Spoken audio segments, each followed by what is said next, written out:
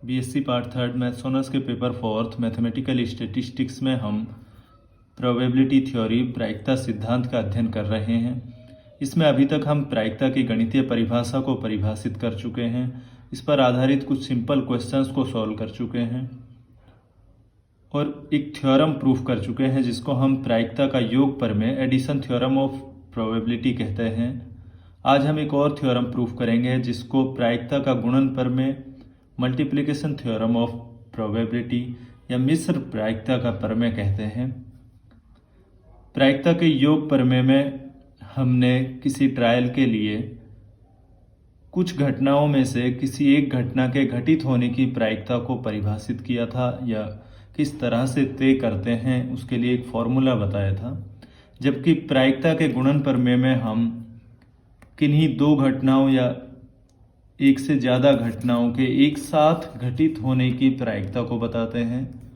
पीछे हमने कुछ सिंपल क्वेश्चन सॉल्व किए थे, तो वहाँ भी हमने किन्हीं दो घटनाओं के एक साथ घटित होने की प्रायिकता या एक साथ घटित होने की घटना को डिस्कस किया था। लेकिन वहाँ उन क्वेश्चंस में हमें ट्रायल जो था वो आसान ट्रायल था या उसके जो सैंपल स्पेस थे वो बहुत स्पष्ट थे, तो वहाँ हमें उस घटना के लिए या इन दो घटनाओं के एक साथ घटित होने के लिए जो अनुकूल स्थितियां थी उनको तय करना आसान था। लेकिन जब घटनाएं आपकी मिश्र घटनाएं हों और मिश्र घटनाओं का भी आश्रित रूप हो, यानी एक घटना का घटित होना दूसरी घटना के घटित होने पर प्रभाव डालता हो, तो उस स्थिति में प्रायिकता का तय करना या उन दोनों घटनाओं के एक साथ घटित होने के लिए अनुकूल स्थितियों को तय कर पाना आसान नहीं होता है।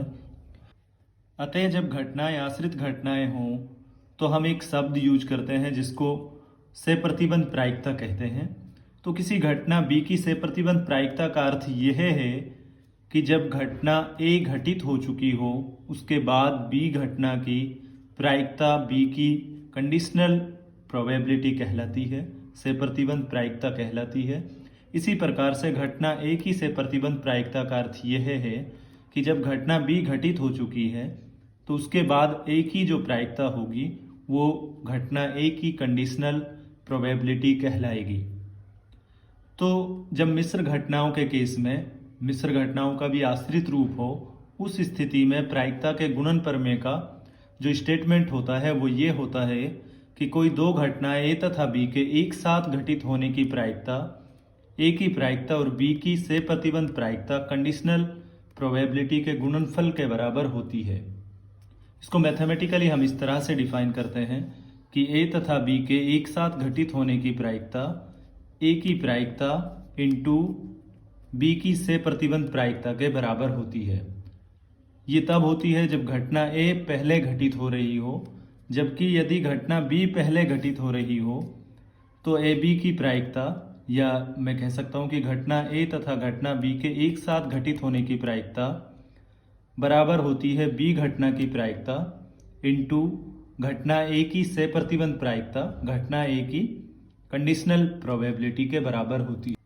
इस थ्योरम को प्रूफ करने के लिए हम सबसे पहले ये मानते हैं कि जिस ट्रायल की ये दोनों घटनाएं हैं, घटना ए तथा घटना बी, उस ट्रायल के लिए number of total outcomes small n है जो कि म्यूचुअली डिसजॉइंट हैं, इक्वली लाइकली हैं और एक्सहॉस्टिव हैं, जिनमें से m आउटकम्स घटना ए के फेवरेबल हैं और m आउटकम्स ऐसे हैं जो दोनों इवेंट ए और इवेंट बी के लिए फेवरेबल हैं, ये दोनों के एक साथ घटित होने के लिए अनुकूल हैं। तो गणितीय परिभाषा से, प्रायिकता की गणितीय परिभाषा से हम जानते हैं घटना ए की प्रायिकता घटना ए के लिए अनुकूल स्थिति अपॉन निशेष स्थिति, तो P ऑफ A होगा small m upon small n, इसको हम इक्वेशन नंबर 1 कह देते हैं। इसी तरह से दोनों घटनाओं घटना A तथा घटना B के एक साथ घटित होने की प्रायिकता घटना A तथा घटना B के एक साथ घटित होने के लिए अनुकूल स्थिति m डैश अपॉन जिस ट्रायल की ये दोनों घटनाएं हैं उस ट्रायल की निशेष स्थिति, तो P ऑफ A B होगा m dash upon n equation number 2, तथा घटना B की से प्रतिबंध प्रायिकता जब घटना A घटित हो चुकी है तो घटना B के लिए जो सैंपल स्पेस होगा वो घटना A की अनुकूल स्थितियां होंगी, या मैं ये कह सकता हूँ कि अब जब घटना ए घटित हो चुकी है उस केस में घटना बी के लिए निशेष स्थितियाँ घटना ए की अनुकूल स्थितियाँ होंगी। तो घटना बी की से प्रतिबंध प्रायिकता इस नियम से दी जाएगी, ए और बी के एक साथ घटित होने की अनुकूल स्थिति अपॉन ए की अनुकूल स्थितियाँ। तो P ऑफ B बाई ए या B स्लैश ए या घटना B की से प्रतिबंध प्रायिकता m डैश अपॉन m होगी। इसको हम इक्वेशन नंबर 3 कह सकते हैं। यदि हम इक्वेशन 2 को स्मॉल m से मल्टीप्लाई करें और स्मॉल m से डिवाइड करें तो हमें ये एक्सप्रेशन मिलेगा। इस एक्सप्रेशन में हम इक्वेशन 3 और इक्वेशन 1 यूज करें तो हम कह सकते हैं कि ये equation 3 P of B by A होगा या P of B slash A होगा। घटना बी की से प्रतिबंध प्रायिकता इंटू घटना ए की प्रायिकता, यानी जो हमें प्रूफ करना था कि दोनों घटनाओं के एक साथ घटित होने की प्रायिकता घटना ए की प्रायिकता इंटू घटना बी की से प्रतिबंध प्रायिकता। इसी प्रकार से जब घटना बी पहले घटित हो तो हम ये इसी प्रोसेस को फॉलो करते हुए ये भी शो कर सकते हैं कि P ऑफ ए बी होगा P ऑफ बी इंटू घटना ए की कंडीशनल प्रोबेबिलिटी। इसी थ्योरम की एक करोलरी ऊपर में यदि ए और बी स्वतंत्र घटनाएं हों तो ए तथा बी के एक साथ घटित होने की प्रायिकता घटना ए की प्रायिकता इंटू घटना बी की प्रायिकता के बराबर होती है। जब घटनाएं स्वतंत्र घटनाएं हों तो बी की जो कंडीशनल प्रोबेबिलिटी होगी से प्रतिबंध प्रायिकता होगी वो घटना बी की प्रायिकता के बराबर होगी। चूंकि यहाँ स्पष्ट है ए तथा बी स्वतंत्र है, अतः घटना ए का घटित होना घटना बी के घटित होने पर कोई प्रभाव नहीं डालेगा। तो घटना बी की से प्रतिबंध प्रायिकता घटना बी की प्रायिकता के बराबर होगी। हमने क्वेश्चन नंबर 16 किया था तो यहाँ पे हमें 3 पुरुषों 2 महिलाओं और 4 बच्चों के समूह में से 4 व्यक्तियों का चुनाव करना था।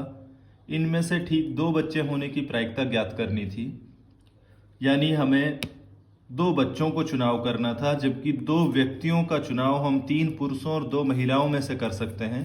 यदि 2 बच्चों के चुनाव को हम घटना ए व्यक्त करें तथा शेष 2 व्यक्तियों के चुनाव को हम घटना बी से व्यक्त करें तो ये दोनों घटनाएं आपस में स्वतंत्र घटनाएं हैं, यानी 2 बच्चों का सेलेक्ट करना घटना बी के ऊपर यानी 2 व्यक्तियों के चुनाव करने के ऊपर उस घटना के ऊपर कोई प्रभाव नहीं डालेगा।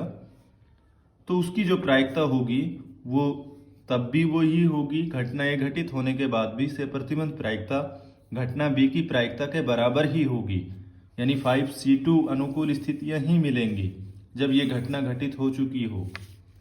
और इस घटना के बिना घटित हुए भी 2 व्यक्तियों को उनमें से चुनने के जो तरीके होंगे वो 5C2 ही होंगे। अतः स्पष्ट है बी की जो से प्रतिबंध प्रायिकता होगी वो घटना बी की प्रायिकता के बराबर होगी। उपरोक्त प्रमेय में उपरोक्त रिजल्ट में हम बी की से प्रतिबंध प्रायिकता को बी की प्रायिकता से रिप्लेस कर सकते हैं। तो ये रिजल्ट हमें मिला। P ऑफ ए बी बराबर होता है P of A into P of B, जहाँ event A and event B are independent, ये स्वतंत्र हैं। इसी करोलरी का जनरलाइजेशन व्यापकीकरण यदि A1 A2 AN स्वतंत्र घटनाएं हों तो इन सभी के एक साथ घटित होने की प्रायिकता A1 की प्रायिकता इंटू A2 की प्रायिकता इंटू AN की प्रायिकता के बराबर होती है। तो प्रायिकता के गुणन प्रमेय का फुल प्रूफ या प्रायिकता की गुणन प्रमेय यहाँ कंप्लीट होती है। एक और इम्पोर्टेंट रिजल्ट जो कभी कभी एग्जाम में पूछा जाता है, स्वतंत्र घटनाओं में से कम एक घटना के घटित होने की प्रायिकता। यदि n स्वतंत्र घटनाओं की प्रायिकताएं क्रम से P1 P2 Pn हों तो उनमें से कम एक के घटित होने की प्रायिकता इस एक्सप्रेशन से दी जाती है, इस फॉर्मूले से दी जाती है। यानी A1 A2 AN स्वतंत्र घटनाएं हों और उनकी प्रायिकताएं P1 P2 Pn हों तो इनमें से किसी एक के कम से कम एक के घटित होने की प्रायिकता 1 minus P1 into 1 minus P2 into 1 minus Pn के बराबर होती है। इस रिजल्ट को प्रूफ करने के लिए मान लीजिए दी गई स्वतंत्र घटनाएं A1 A2 AN हैं। स्पष्ट है A1 की प्रायिकता P1 दी हुई है, A2 की प्रायिकता P2 और AN की प्रायिकता Pn दी हुई है। तो A1 के घटित न होने की प्रायिकता जिसे हम P ऑफ A1 बार से व्यक्त करते हैं वो होगी 1 माइनस P1। A1 के नेगेशन की प्रायिकता 1 माइनस P1 होगी। इसी तरह से A2 की नकारात्मक घटना की प्रायिकता या A2 के घटित न होने की प्रायिकता 1 माइनस P2 होगी और An के घटित न होने की प्रायिकता 1 माइनस Pn होगी। चूंकि A1, A2, An स्वतंत्र घटनाएं हैं, स्टेटमेंट में दिया गया है कि n स्वतंत्र घटनाएं हैं, तो ये सभी स्वतंत्र घटनाएं हैं, तो इनके जो नेगेशन होंगे, नकारात्मक पार्ट होंगे, A1 bar, A2 bar, An बार भी स्वतंत्र घटनाएं होंगी। स्पष्ट है। अतः मिश्र प्रायिकता प्रमेय से किसी भी घटना के घटित न होने की प्रायिकता, किसी भी घटना के घटित न होने का ये मतलब है कि इनके जो नकारात्मक पार्ट होंगे A1, A2, An के, उनके सबके एक साथ घटित होने की प्रायिकता, A1 bar into A2 bar into An बार की प्रायिकता, यानी A1 बार, A2 बार तथा An बार के एक साथ घटित होने की प्रायिकता किसी भी घटना के घटित न होने की प्रायिकता के बराबर होगी। अब चूंकि ये सभी घटनाएं भी स्वतंत्र घटनाएं हैं, तो प्रायिकता के मिश्र प्रमेय से ये रिजल्ट होगा P of A1 bar into P of A2 bar. A2 बार की प्रायिकता An बार की प्रायिकता के बराबर होगी। मान रख सकते हैं हम P of A1 bar 1 minus P1, P of A2 bar 1 minus P2 और P ऑफ An बार होगी 1 माइनस Pn। कम से कम एक घटना के घटित होने की प्रायिकता, यानी जो ये घटना होगी, कम से कम एक घटना के घटित होना, ये घटना और किसी भी घटना के घटित न होना, ये दोनों घटनाएं आपस में नकारात्मक घटनाएं होंगी। यानी कम से कम एक घटना के घटित होने की प्रायिकता 1 माइनस इस घटना की प्रायिकता 1 minus P of A1 bar into A2 bar into An बार मान रख सकते हैं हम। तो यही हमें प्रूफ करना था। तो आज हमने प्रायिकता का गुणन प्रमेय और इस रिजल्ट की बात की। एग्जाम में कई बार इनका प्रूफ पूछा जाता है। इन पर आधारित क्वेश्चंस आगे हम सॉल्व करेंगे।